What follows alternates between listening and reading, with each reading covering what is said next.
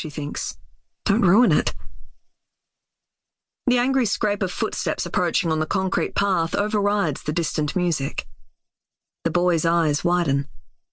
Suddenly he's leaving, ducking away from the footsteps in the opposite direction to the lights and the rest of the party. The girl hesitates to follow. After all, he didn't ask her to go with him, and she isn't sure where the edge of the cliff lies. Someone stops just the other side of the archway. The girl is completely hidden unless she moves. The music volume jumps, now so loud the bass is a vibration rather than a sound. The girl strains to listen through the foliage, catching a grumble of voices. Two, she thinks, but they're low and tense, and she doesn't recognize them. Not definitely. The night's drinking and what she's done in the dark is catching up with her. Tears sting her eyes. She just wants them to leave. There's a cry. Or maybe a scream? The gut-twisting sound of someone in pain. The girl's body tenses, ready to move, to go to them and offer assistance.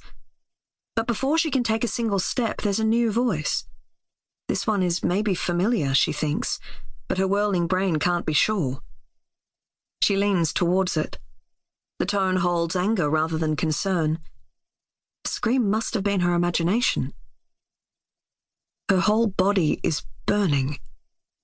So much for privacy. Then there's only the sounds of the party drifting on the breeze. Wait. Was that a splash? She delays a bit longer, hoping whoever is close by will have left, hoping to avoid questions about what she's doing there. She tries to count to 20 but loses track at 13. It's enough. When she steps out from the archway, there's no one in sight. Shoe found washed up beneath jetty may contain human remains.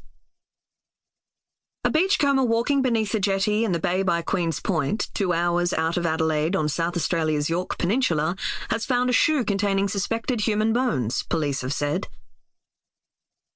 Officers were alerted to the discovery by a local man at about 5:30 p.m. on Thursday and moved quickly to investigate and cordon off the area. However, they reported finding nothing else in the water. The shoe in question was found caught between 2 chunks of driftwood, and there was no sign of a body. A police spokesperson said the shoe's contents do appear to be human remains. They've been taken to a forensic mortuary for examination. Police refuse to speculate on the owner of the remains or where the rest of the body might be, and have ruled out it belonging to any bodies already in the morgue. However, with no one in the town having reported a foot missing, talk around the area assumes it most likely belongs to someone passing through, or that it must have drifted in on the current from further up the coast.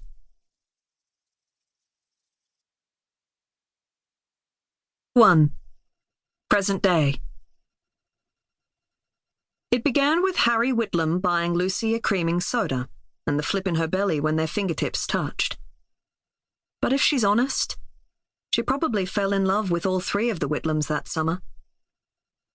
Lucy Ross takes one hand off the steering wheel and brushes the pocket of her handbag, feeling for a telltale bulge in the fabric. There is none. The article she printed from the news website took only a single sheet of paper. Even folded, it's too thin to betray its location. When she saw the headline a week ago, her first instinct was to talk to Nan about it. Then the grief hit her afresh. Nan's been gone for months. Probably for the best. Talking with Nan about Queen's Point and Lucy's summer there never ended well. On one of her last visits, Lucy had mentioned the Whitlams after seeing in the retirement home's sign-in book that Nan had a visitor from the small town in rural South Australia where she used to live. Curious, Lucy asked whether Nan had any news of Annabelle, unquestionably the safest Whitlam. Nan's features had darkened.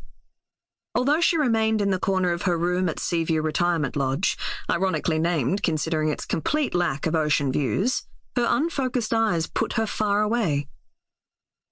"Keep away from them kids," she growled. "It was a mistake to let you run wild with them." "They're not that bad, are they?" Lucy